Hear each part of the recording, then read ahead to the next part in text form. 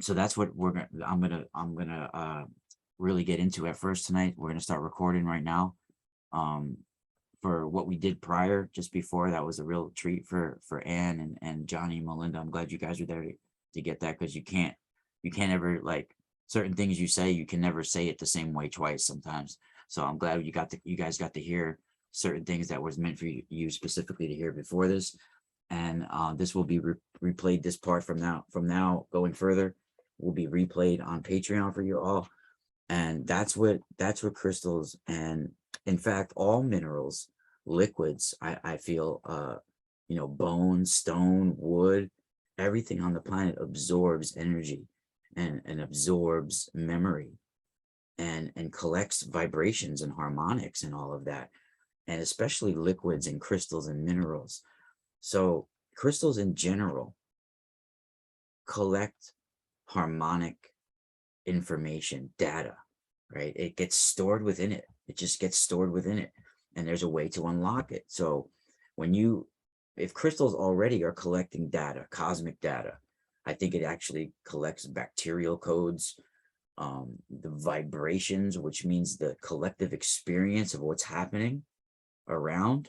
And I do feel that crystals have a collective memory, which I mean that if there's a quartz crystal in Australia, that crystal doesn't have to be in Arkansas for the Arkansas crystal to have the same knowledge that that crystal in Australia experienced. So if a crystal in Australia is collecting information, I do believe simultaneously crystals all around the planet will also receive that information, maybe even specific other similar compositions of crystals. Maybe it might even be like that as well. But I do believe there's some sort of collective memory with all crystals like that. And some take more concentration, some take less concentration. Different color crystals have different color symbols and different emotions and colors that come with the colors. Um, and It's a powerful thing, since crystals already collect data and cosmic data. It's a powerful thing when you carve crystals into certain shapes, right? All shapes have certain energies and power, but when you carve a crystal into the shape of a sentient creature, right? Like a human, the human skull, a sentient creature. There's a powerful thing that happens when a crystal is carved into a shape like this, or even an elongated skull, or the variations of a skull. It becomes like a biocrystalline computer for the human experience on this planet and through the cosmos. And it helps the human working with the crystal connect to the data that's stored within the crystals related to the human experience and the human future, and multidimensional. And by working with crystal skulls, we can shift our realities. I've done it over the last month for myself. Certain things that were negative in my life, it was like this was a whole new reality. Same world, it's the same world, but it's almost like things are just a little bit different. My YouTube was different, more views, more this, more that. There was just, things were better on the collective for me and everyone else. And then since then, well, always in my life, I've always had this one thing about me since I'm little. No matter who I meet, where I go, I always try to make it where, no matter who I meet, that they leave walking away from me a little bit happier of a person that they have met me. And that's how you got to live your life. You got to make it so where people that you come across, it's not like you got to go out there and start kissing people's ass, because believe me, I'm not that at all. But when you actually do have a chance to greet somebody, even walking past them, you smile, you greet them, right? All sorts of different people, right? Oh, and when you have a chance to talk to someone and actually open up to them, or just greet them and say hello, you make it so your greeting makes them smile, right? So just even if it's a second or a minute, your little energetic exchange, whether it's just a glance, or it's a couple of words, or it's a sentence, or it's 20 minutes getting coffee with somebody, whatever energetic your exchange you have, was that person better off for having that exchange, or were they worse off? That's how you have to think about it. And if most of your life, your exchanges, the person is better off for it, for having that exchange with you, then you're starting to improve the collective between yourself and your environment. It's not a selfish thing. It's a web of power. It's a tangled web of, little energetic tentacles that go out, that we all have every time we even go on the internet, right? All these little channels that we go down, it's like a little tentacles that get stuck to our biofields. All that shit needs to be shook off. It's like astral debris that needs to be taken off, and that's what certain things like crystals and copper can help do: shield you and show you the certain things that are collecting on you, even, so there's unseen forces around there that nowadays are most humans can't even sense or understand. All sorts of things, even Wi-Fi bouncing off your skull, you know yeah, smile is contagious. And saying, smiling is contagious. Just smiling at someone or making someone smile is a powerful thing. Life is all about that. If you think about it, think life is just about a bunch of smiles and frowns, right? Think about it. It's when you think about heaven and hell, or love and hate, good, bad, yin, yang, everything you do, everything you ever gonna think or say, every action you take is gonna lead to two things: heaven or hell, good or bad, a smile or a frown, right? Anything you do, there's only gonna be two outcomes. It's gonna lead to smiles or frowns. That's what it's all about. And wouldn't you want to be the one that's smiling, and making others smile? And we've been so cut off to how powerful we are as a people, and how much of creators we are. The beautiful art and music and everything, and words and love and everything that we have to give. But like, we could be so evil at the same time. Like, we could be so brutal, and it's really crazy. It's a scary thing. So I think the more people get locked into materialism and greed, the more brutal you become. And that's pretty much, with 9 out of 10 people, the more rich they get, unfortunately, the more greedy and materialistic and selfish they get, for the most part. It's pretty scary. Really scary. Yep. It's really scary. But we got a few things that we do here on Patreon. Right? We talk about a lot of the stuff that I write, and the books I do, and the radio shows that I do. We talk about different kind of meditations, techniques, and things like that, right? We talk about book recommendations. We talk about crystals and copper. And I talk about a lot of secret knowledge that has been hidden. And my bloodline and various bloodlines that I've been connected to hereditarily have been mystics in the past, and have certain abilities that has been passed down to them hereditarily. This is both a blessing and a curse in many, many ways. And I've discovered this over my life. And in our family and various other family lines connected to Italy, there's sort of a Christ type story that we have. I'm not comparing it to Christ, but in many similar ways, it's a similar story in many ways. And don't misunderstand me and saying I'm comparing it in that, but in some ways it is similar. I'm not just comparing the person I'm going to bring up, though, to Christ in any way, because I do believe Christ was a figure as well. And I do believe he's a very important part of our finding our way to a higher harmonic frequency, if you want to say, or the stargate to heaven in a religious aspect. Because I feel we lost the coordinate out of this dimension when we die. For us to harmonically evolve to a higher level, I feel we've lost that bridge to that stargate. We lost the coordinate. The militaries of the world, the governments of the world, they have been mapping out the coordinates on a multidimensional level of our existence, of our Earth, multidimensional Earth.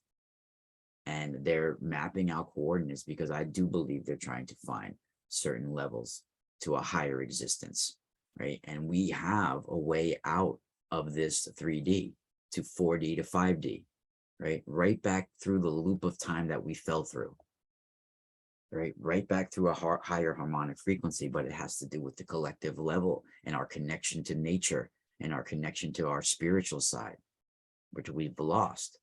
Right? And I do believe who we call quote unquote Jesus was sent back here so he can die.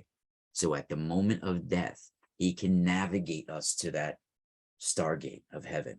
And when he died, I believe he received the blueprint, the coordinates to heaven. And it's very important that we understand that and get that from it. And I do believe the bloodlines that were consuming the blood of Jesus symbolically even afterwards, because they wanted that stargate coordinates to heaven. And this is my true belief, because this is also what's been passed down to us telepathically, hereditarily through the years. This is something I only share on Patreon. I only talk briefly. I don't go in detail like I just did in the public. This is inside access because it's Patreon, right? And during the 14th century, we're going to keep this just on Zoom for patrons. We could repost this on Patreon. During the 14th century, right? This was in the early to mid 1300s, is when a woman called Aradia or Aradia is someone in our hereditary families that brought back a revival of these ancient teachings and these ancient ways. Her name was Aradia di Toscano, which basically translates to Aradia or Aradia of Tuscany. No one knows what her real last name was, but originally she came from Tuscany, from the Volterra area of Tuscany, which is an ancient Etruscan area, and she was from ancient Tuscan lineages. And then her family moved her when she was a teenager to Lake Nemi area in Italy, which is where some of my family ends up being from in like the 1600s and stuff like that. It was like from some of the last, the earliest 16th and 1700s, or some of the earliest stuff that we can find in writing. I mean, it goes way back before that, but you don't have writings from before that really. But she ended up moving from Tuscany in the 1300s to the Lake Nemi area, which is in Lazio, which is 19 miles from the Vatican, to give you a certain area, here, I'll show you. We'll share screen. I'll show you guys what Lake Nemi is. So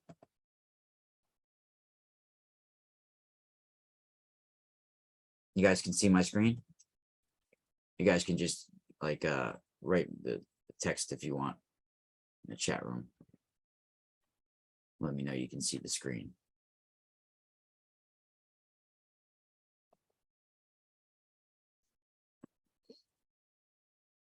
You guys can see my screen, right?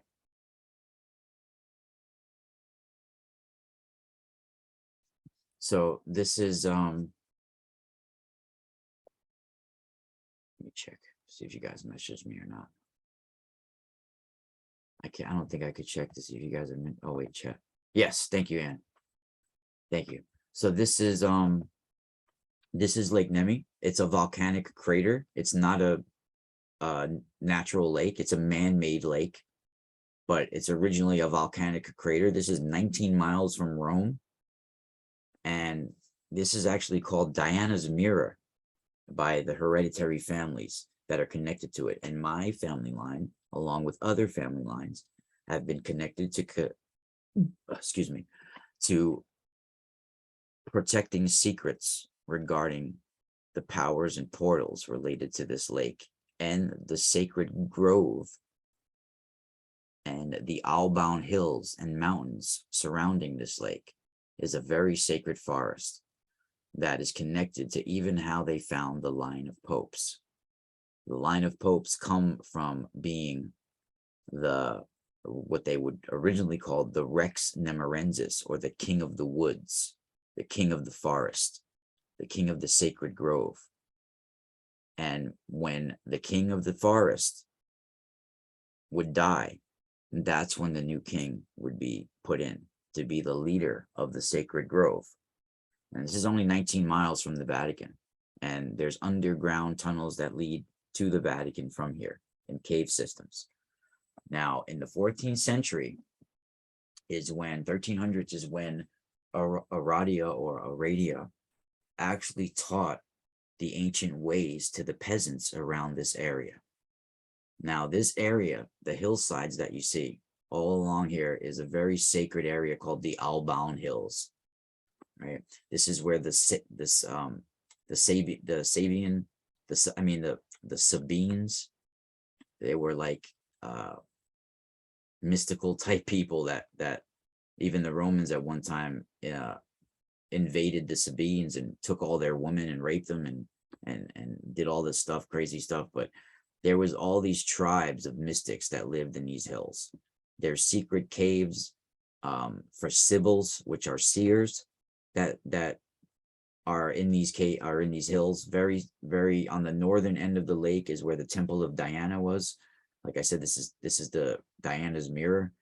So there's very, very many ancient sacred temples around here. And in the caves, in the hills, there's actually a cave that has like a projective stone where the woman or witch or seer, or however you want to label her, she would say whatever prophecy she was saying in a certain, like it's like a stone, a circular stone, and when she would say it, it would project in the chambers of the cave system and out of the mountaintop, like it was God speaking from the all around.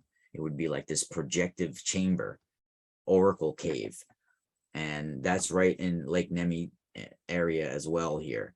And this is where Aradia moved in the 1300s with her family. She was here, and she had this like plurality of worlds moment that has been passed down in stories for many, many years, where she was in the Alban Hills here walking one day, and all of a sudden it was like an eclipse of the sky, because she stated that the sky, the sun had darkened, and the moon and the sun became one, and everything went dark. And she said that she heard a word, and like God whispered to her back of her ear, or some sort of angel whispered to the back of her ear, that said the word moon shadow. And in that moment, when she heard the word moon shadow, she looked at the sky when the sky darkened, and then the sky opened up, and she got a download that she described as she saw the plurality of worlds, and she was given to the secrets of nature and the secrets of the universe. And she started teaching a revival of the ancient ways. She came from a long line of Tuscan mystics as well. Her aunt was a powerful strega in the area, which is like a healer. But Aradia, they said that really didn't have that, was never taught anything. But at this moment, when she had this experience, this sort of like Kundalini type spiritual fire moment, she had some sort of download in these mountains, in these hills, in sometime within in the 1300s. Now they, in the story, the way the story goes, it happened on August 13th, 1313. I think that's a little too witchy. I think that's sort of part of the little mythology of it all. But I think it did happen sometime in the 1300s. Some people say she never existed even, but it's a lot of controversy. But a lot of Italian knowledge ended up becoming Celtic. A lot of people, even like from Europe in the 1800s and 1900s, even like Gerald Gardner later on, who ended up looking like he's some kind of father to witchcraft or Wicca or modern day Wicca. He got a lot of his information from pulling it from Italian witchcraft knowledge, like the charge of Aradia, that comes right from Italian stuff. Even Aleister Crowley got a lot of information from Italian mystics. Even when he set up his Abbey to Thelema, he went right to Sicily, and he got a lot of his knowledge from there until he was kicked out of Sicily. But Aradia, she taught about one of her main teachings that, and we know she existed. I mean, in our bloodlines, we know because a lot of knowledge and secrets were passed down through the hereditary families from her group. And she had a group of 10 to 12 people originally that started to grow. Because right here in these Alban Hills that you see alongside Lake Nemi, back in the 1300s and 1400s, this was a place of refuge for a lot of outlaws and outcasts and peasants in this area. So she started to get a lot of followings of people that were pretty hardcore: warriors, peasants, poor people, outlaws, mystics, all those sort of shaman, all those healers, people that were sort of on the outskirts of society. They were all living in these mountains at those times. So these were the kinds of followers and devotees that she got and that she was teaching the ancient knowledge to. And these would be the people that would be the most receptive to them as well. So this was not a coincidence. This was, the universe made this happen. Just so happens that where she landed and when she downloaded all this mystical moment, it just so happened that those surrounding hills where she was just happened to be flooded with people that would be the most ripe for that information, right? That's so powerful, right? Powerful, powerful thing. The people that would be just the most ripe and wanting to get it and be the most receptive for it, they were there ready for it, right? And it became powerful. And she taught about the part, like how souls ascend, how souls get here. She taught us secrets of the stars. That's why some of we're called the Tanaric mystics or the Janaric mystics. They hold the stellar mysteries within our DNA because we were taught how to unlock that information. It's in all of us. We have blood and water and all of that in our body. Well, that is stored within the very water in us, that knowledge. It's in the very blood inside of us. All of that can be unlocked. All of it. It's not just in minerals and crystals. It's in the water in our body. It's in the blood in our body. All of that, right? And Aradia taught us how departed souls, they move through a harmonic cycle of other existences, other worlds, right? And eventually, on a certain level of ascension, I guess you could say, you reach the realm of Aster, or the stars, right? And we come from the earth, of course, our earth dimension, but souls pass, she taught at least, into the lunar realms, right? That's how she taught it. Now, if you want to believe this is the actual moon itself, that's a little tricky of a conversation because she's talking about the lunar realm. So I do believe the moon itself has other dimensions to it, other octaves, other harmonic frequencies to it. The physical moon is one thing, but there's other octave dimensions to the moon, just like there's other octave dimensions to the earth and other planets, Saturn and so on, right? Venus, all of this. But these souls, right? All souls, I do believe they go through a level of awareness, a level of movement. They go through various levels of progression and maybe even dissension.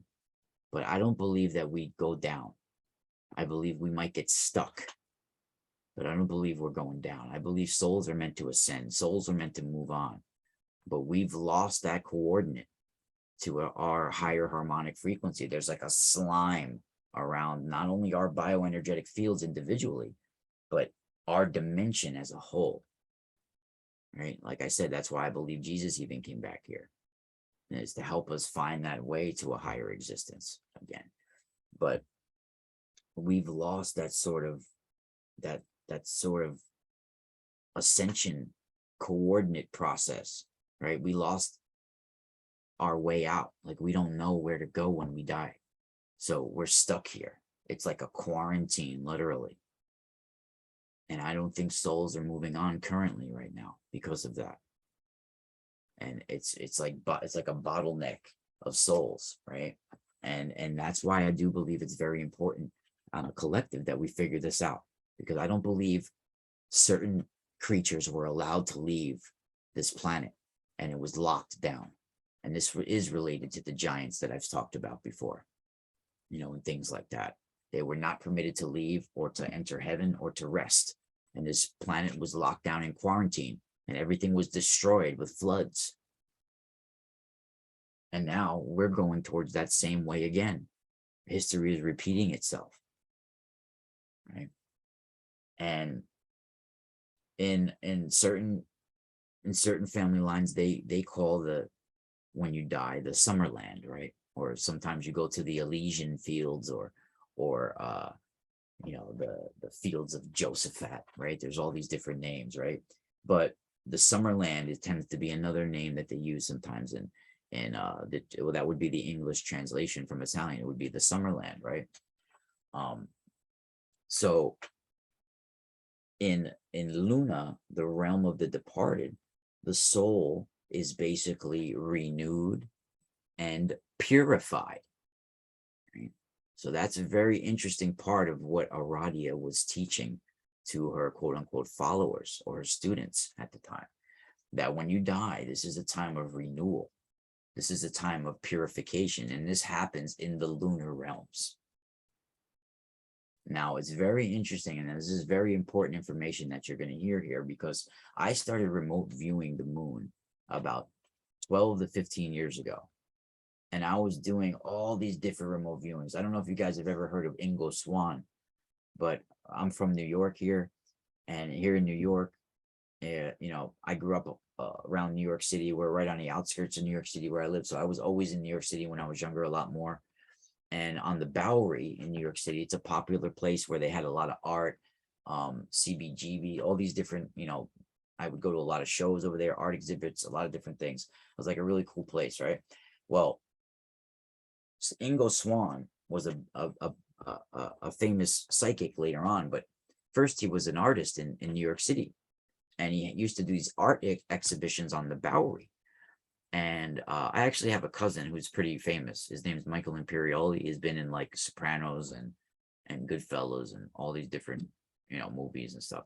Well, when Michael was coming up, he's the same age as my brother. Him and my brother were both named Michael. They were both born 1966. My mom and Michael's mom's mother, his sister, right? So, but when Michael was coming up, he was going through all these little art exhibitions. So, we went to this one art exhibition on the Bowery, like in the late 80s, I think, whatever. I was like, I don't even think I was 10 years old yet. I know it was in the mid 80s, maybe. Maybe I was 10. It might have been 87. I might have been 10. Anyway, we went on the Bowery to this one art exhibition, and because my cousin was already out of high school, out of college at the time. He was like in acting school. It wasn't Goodfellas wasn't made yet. It was before that. And he was about to do a movie, Lean on Me, or whatever, about the school where everybody gets kicked out of this bad school. He was like doing an extra. He was an extra in it. But there was this art exhibition that we went to on the Bowery, and Ingo Swann was one of the artists displaying his stuff there. And I had no idea who he was as a kid at the time. I had no idea that he had already been working with remote viewing and the CIA and doing like experiments with remote viewing with the military and CIA and all that. But I found out who he was, but his art first, he was doing like this sort of like almost like a homosexual erotic type imagery. And he was actually I think he was gay, Ingo, which is, of course not a problem, but I think it was a problem for him. He like my best friend who passed away was, he was my roommate for a while. He was gay. So I definitely don't have a problem with it, but I think he had a problem with it, Ingo himself, because he never would admit it to the public, and it would come out in his art. I think his struggle with it would come out in his art too, and I don't think he even realized it. I even saw it as a kid, and I noticed it. So I first found out about him as an artist. And then I started to get into his books later on when like I was in high school in the 90s. So I read about his remote viewings of the moon, and I started to do my own remote viewings of the moon at that time. And I started to remote view coordinates of the moon, because not only did Ingo talk about certain coordinates, and NASA would talk about certain coordinates on the dark side and on the other side, on the facing side, but also Lori Bruno that I mentioned, right? She's in her 80s now. She's a family of mine, like a spiritual family and everything. We're part of the same hereditary line and everything. She worked for NASA in the 1960s during the lunar missions. Right out of high school, she was working as a technical illustrator, as a what do they call him, an intern, as a technical illustrator, working right near Werner von Braun. I've had her on my show before talking about it. So she also had certain coordinates that she mentioned before that were of interest to me. So I, for years, were trying to remote view these certain coordinates that were of interest to NASA and other places, and I was getting nothing for years. And I was like, how am I getting nothing from these coordinates? But yet when I remote view other things, I was getting so much information from all other areas. So I'm like, I can get powerful information, but why can't I get anything from any of these coordinates on the moon? I didn't start getting information about the moon until I stopped focusing on coordinates. The coordinates were throwing me off. I can focus on other coordinates, even blind coordinates, where I don't, it has nothing to do with the moon. Say you give me a coordinate and I could do it blind where I don't know what that coordinate is. I can get some interesting stuff from certain coordinates, but for some reason with the moon, I wasn't getting anything. But then when I just started focusing on a different way, where where you're not on a specific coordinate, but on the moon itself on a multi-dimensional level, or even just clearing your mind and your intentions to receive info on something or a certain coordinate or whatever. I wasn't doing it where it was so specific. I was just trying to say in general, what's our connections to the moon? Like, where did it come from? Anything like that. And am I asking for selfish reasons, or am I asking because I want to understand how it affects us and how it affects our collective consciousness and our evolution? That's what we really got to understand. So I started to ask myself, is why am I looking at these coordinates? Why do I want to know? Ultimately, what do I want to know for? Do I want to know because I want recognition of what I find? No, it's not really why I'm doing it. So overall, is it just because I'm curious? I don't think it's beyond that. I think there's something more guiding me. There's something more behind that guiding you, and I think it's related to our ancestry, and I believe it's related to why I've had near-death experiences and why I was born in the call and my personal mission. And maybe we're supposed to understand what we're supposed to do when we die, or how we're supposed to ascend before we die. Maybe we're not even supposed to die. Maybe we're supposed to leave this earth and walk with God like Enoch did, like Elijah did. Maybe it's something like that. Maybe we're supposed to sort of move on before dying and achieve some sort of ascension process while we're here before we wither and die. Think about it. When we wither and die, where do we go? Our body stays here. It rots and stays within the earth, or ashes and gets cast out. Maybe we're not supposed to. Maybe we're supposed to move on, mind, body, and soul, before we even wither and die.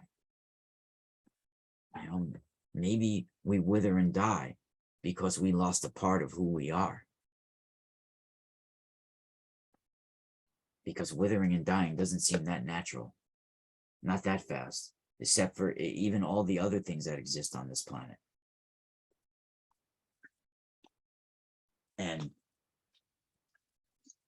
to be renewed and purified. Why would a soul need this after death if there wasn't something else coming up for it? Right? And if the soul evolves beyond the need for a physical existence, it could be passed on to the solar realms, a new body of light forged in that divine fire, where you can move through the sun dimensions and different are because each star goes through a harmonic evolution as well. Stars don't die like people say. Like they say, oh, they and planets are not just dead shells. They're at certain states of sacred consciousness, right?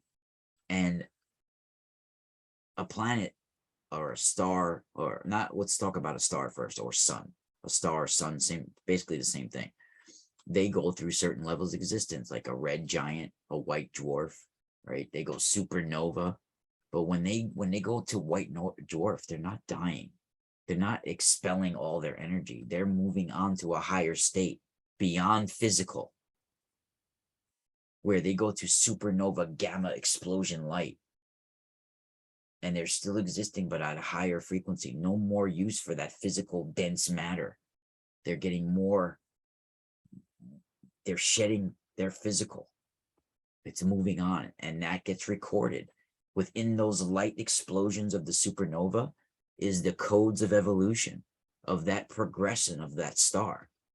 And that gets absorbed by other stars, so other stars can progress and absorb.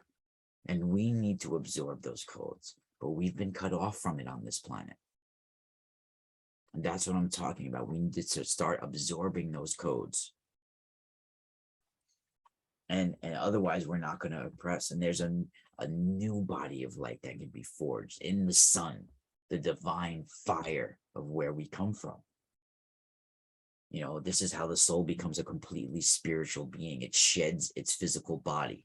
Think about the sun just shedding it, burning away our physical, like you're being forged a new soul inside the sun, right? Moving into the lunar realms until you can shed and be purified, so you can go into the sun. A new body of light is forged in divine fire in that solar realm. And this is the kind of stuff that Aradia taught, that if the soul had evolved beyond the need for physical existence, it then passed on to the solar realm. And that's where a body of light is forged. That's where divine fire is brought in, and the soul becomes this new divine creature. And then they can dwell within these solar realms at a higher harmonic frequency, you know. And then if the soul doesn't evolve beyond this physical plane, then it's passed from Luna and it goes back down to the earth again. Very similar to Native American or First Nation lore as well, right? When a lot of First Nations lores they have where the soul would come to a crossroads where it's they believed it was the Cygnus constellation. And Cygnus has that one star that's the brightest. What's it called? Deneb, is it? I think it's Deneb. But they believe that the Cygnus is the swan or whatever with the wings going across. That was like the crossroads. And when you come to Cygnus, that's like the souls, they call it, like some tribes would call it the brain smasher, because he was the judge of souls. And he would either judge you and you would move on to the Summerland, or if you didn't pass the judgment, sometimes you were sent back down to earth to live again because you don't get to move on.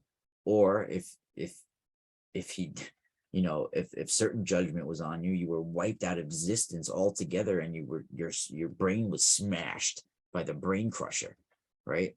So the skull crusher. So it was like a cosmic judge, very similar in many ways, right? And if the soul doesn't evolve beyond this physical plane, then it has to go from Luna now down back to the earth in some cases. But ultimately, the soul is going to harmonically evolve to Aster, to the Asters, to the stars, the stellar planes, right? And they go through different worlds, different octaves in different worlds. Each planet in our solar system is like a different soul station, and other universes and solar systems. There you go. We move on to different worlds, and that's what Aradia taught. And what's very, very powerful that I'm about to share with you guys. Now, this is very interesting information here. in ancient times, in especially in Italian mystics, hereditary families, the Cancer constellation was very important, especially when it came to moon. And when I was remote viewing the moon, I was getting the friggin' symbol for the Cancer constellation for its origins. I do believe, most likely, from what I was, my body responding to the information that I was pulling in, that during the time of Earth's creation, our moon, at that time when Earth was being created to what it is now, our moon at that time was in the constellation of Cancer. And then it was towed here somehow, maybe even in a comet or something like that. And it was brought here to where it currently is now. But it came from within the constellation of Cancer at one time. Our pole star, of course, was different at that time and everything. And in ancient times, they believed that the constellation of Cancer was basically a portal from where souls returned to Earth. Now, at that time, too, even the Cancer sign wasn't the crab, it was the scarab at one time. Rebirth, renewal, rebirth into something more, right? That's what the scarab is. And in Egypt, like in Dendera, their astrological symbol for Cancer was the scarab. It was not the crab. Crab is just a more modern thing. But according to ancient legends and Italian mythology, especially, in the constellation of Cancer, the moon is also where supposedly like where Christ came to the earth. That's how he came. His soul was brought here through that constellation as well, you know. And they also believe that you know, that if at the time the constellation, if Earth, when Earth was first created, if it was in the constellation of Cancer, that it was also guarded by the god Mercury. And that's very interesting as well. That's a very interesting thing to be passed down, you know, because the moon is also believed to be in most ancient traditions some sort of portal for souls to cross over. You know, that souls, you know, with the wax, even a lot of Wiccan traditions and witchcraft traditions and things like that, they believe the waxing and the waning of moons has to do with the departing of souls, that to and fro, you know, the waxing as the moon collects the souls, waxing and waning, you know, as the souls leave, it wanes, you know what I mean?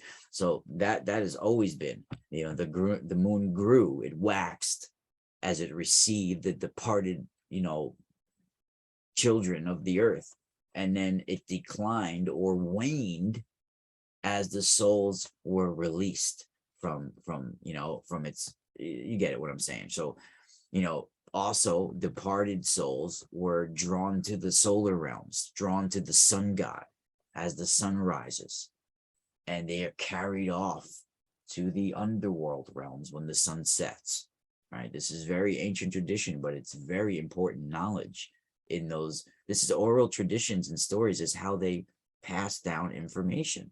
You can't write it down, you'll lose it. It'll get lost, it'll get burnt, it'll get stolen. You can write it on rock, it could get crushed, it could get lost. But oral traditions, embedding it in your cosmic memory and DNA, is how it's passed down. So these stories became powerful symbolic knowledge codes, right? And yeah, that's how the sun was looked at. This is why solar cults were brought up, and it has to do with, you know, our progression as people, you know. And departed souls were usually taught by Aradia as being drawn to the sun god. As the sun rose up, they were carried off to the underworld at sunset, and here is where they would dwell until their physical attachment to this physical life was completely dissolved. And then they would rise with the moon into the sky and into the realm of Luna. And this is where they get purified, right? And they go through their process. And then she would teach that during the reign of the stellar times, you know, the stars were either looked at as gods sometimes, or watchers of the night in a way, or the Grigori, or even divine people that were transformed into souls sort of at one time. But the stars were looked at as living, breathing entities as well. Like they go through progressions and harmonic evolutions just like us people should do. And our sister planet as well, Venus, is a powerful star. It was thought to be a star at one time, even though we know it as a planet now. But at one time it was thought to be like a star goddess, that also had to do with souls as well. And even our pole star was considered to be her consort at one time. So I think Venus is sort of our sister planet. I feel like Venus and Earth were both brought here like comets. They might have even been comets themselves. But the Watchers, what we call the Watchers or fallen angels, are literally eternal probes. They're like sentient probes that don't age, they don't die. They're watchers over DNA. They escort and transport DNA and bacterial code throughout the universe. They're watching comets and meteors on their cycles. They're escorting cosmic currency, which is DNA, and they're making sure it gets to their desired locations. They also watch over all portals and all like magic circles or anything that makes you aware of other dimensions, right? Anything, they watch over cosmic currency, DNA, us, anything that has genetics, animals, creatures, anything with DNA is watched over because that's the cosmic currency. Forget about money. Cosmic currency is DNA. It's the most valuable thing in the universe. And when payloads are escorted and transported, they're watched over. Don't think bacterial codes and DNA that's being transported in comets is just happening randomly throughout the universe. They just happen to be carrying DNA that can evolve species on certain planets, and they go on some 300,000 year cycles, and they drop off certain meteor showers that bring evolution to species. You don't think that just happens randomly now, do you? By just random collisions in space? No, those are the most important payloads being sent out throughout the universe by God or the universe on cycles, mathematical precision cycles. And worlds are being seeded and evolved and destroyed if need be, and started anew. All of that is watched over by the quote unquote watchers. They're like eternal futuristic probes.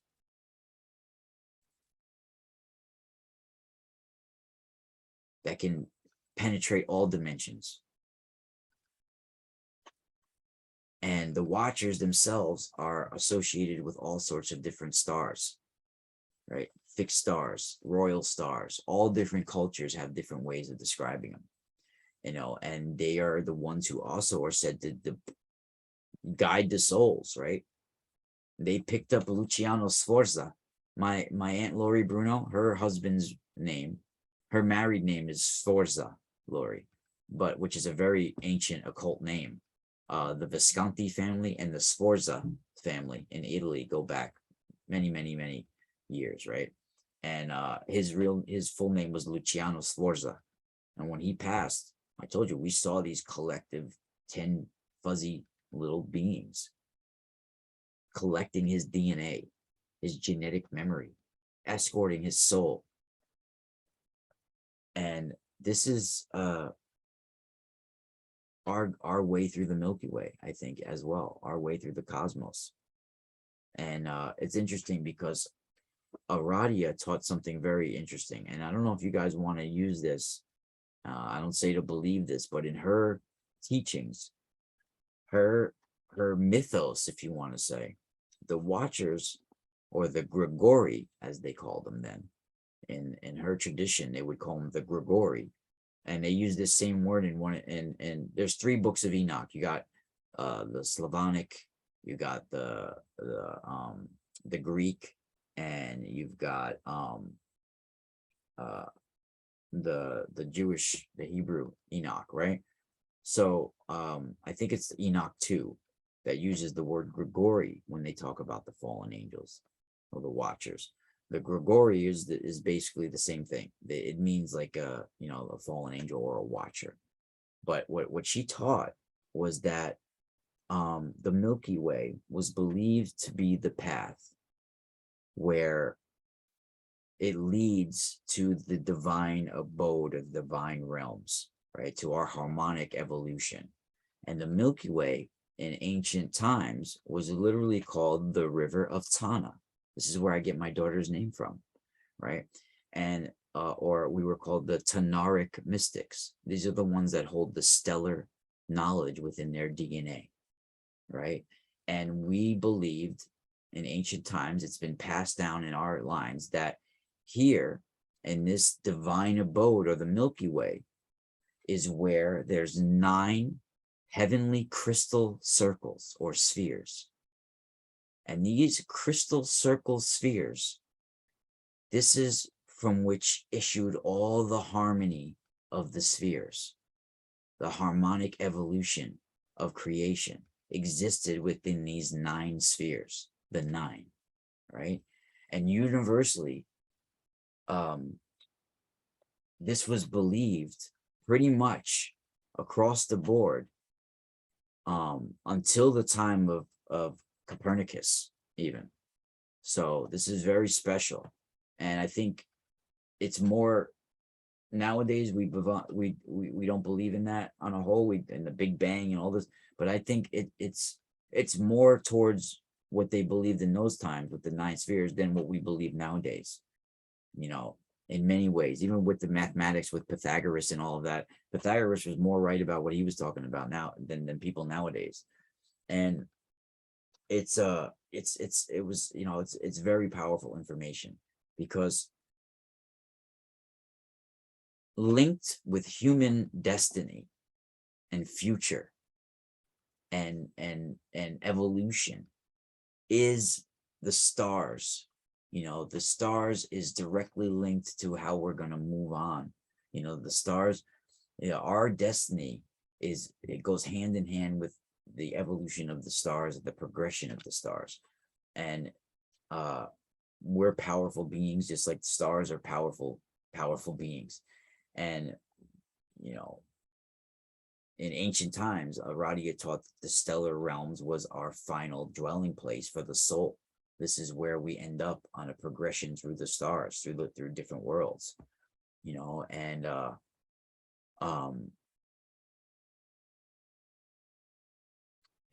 I think this is even why they call in, like, if you're going to succeed in life, what do they say? You're destined for stardom, right? You're destined for the stars, or someday the stars will, you'll be a star one day. Like, you've really made it now. You're a superstar. You're a star, right? And then even it's in everything we say, even when there's something tragic on this planet or bad, what do we say? Oh, that's a disaster. Whoa, what's that word? Disaster. Well, what's this mean? This means having less thereof, moving away from, or something that's a misfortune, or having less knowledge of, or being beneath, or something like that. So you have this, which means having no knowledge of, or something like that, or moving away from. And then you have aster. What is aster? Aster means stars, or knowledge of the stars. So what's disaster mean? Disaster means like having no knowledge of the stars, or having no connection to the stars, or moving away from the stars. So that's truly what a disaster is: moving away from your star origins, your star knowledge, and it means like being deprived of the stars, expelled from the stars. A disaster, you're away or part or dispelled from the stars. I mean, that's a powerful word, those two connections, disaster, right? And that's truly what a disaster is having no connections to the star. And all powers originated from the stars, all life, and it comes from in the mythologies, the gods of Aster. And these powers are pulled in and attracted by the sun. And this is the exchange, and it's directed into our specific sphere from the sun, right? It's all magic, right? All power originates out from the stars. And if you want to say it comes from the universe or the gods of the stars, right? And these powers are then attracted by specific suns out there, and then those specific suns directed into specific spheres or planets. And the planets then absorb these direct specific energies, and they're emanated then back outwards, and now when they're emanated back outwards, they're slightly altered by us human vibrations and the other creatures on the planet's vibrations and all the other vibrations on this planet. When they come back out, they're slightly altered from our diverse energies on this planet, right? And they're because the planets, they're absorb some of these diverse energies and they emanate them back outward. And those energies are this ever so slightly altered from those vibrations of the very planets and the people that live on them, right? And this is the whole foundation of how we have astrology and different influences of stars and planets, right? This is the whole foundation of that. And the moon, they then attract these emanations that come back and absorbs them, and then likewise emanates an altered vibrational energy of its own down upon our planet. The moon is so powerful, and that's why people would quote unquote worship the moon and communicate with the moon. It's a ripple of energy that comes to us, but it can be sent back up through the spheres to influence even the stars themselves with our altered energy. That's why we chant. Those tonal chants became the harmony of the spheres, the music of the spheres, with your intentions going out to the stars with your music, because we can slightly alter them. That became the harmony of the spheres. That is powerful, powerful information.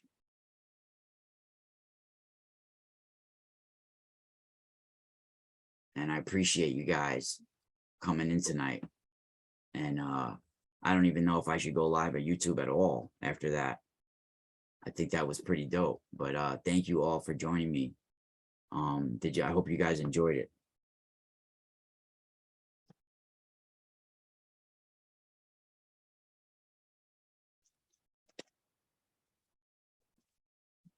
You guys want to see some Ruby real quick? Check this out. You see the chat room.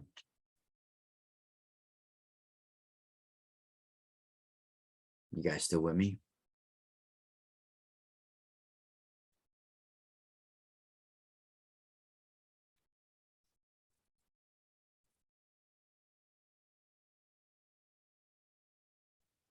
Thought that was pretty good info, right? So this is real Ruby right here. Look at these Ruby towers. How insane is that?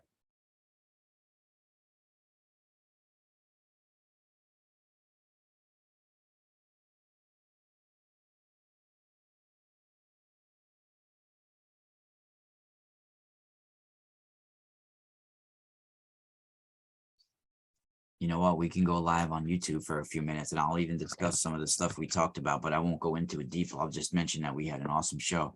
We'll go live for a few minutes on YouTube. Let me stop sharing. Hold on.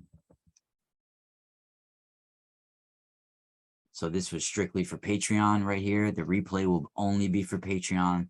Thank you, Anne, Melinda, Johnny, Erica. We're gonna stop the recording here, but we'll stay. Don't go anywhere. We're gonna go live on YouTube as well. Unless you gotta leave. If you want to leave, that's fine. But let me stop and thank you guys for joining me, and Spiral out.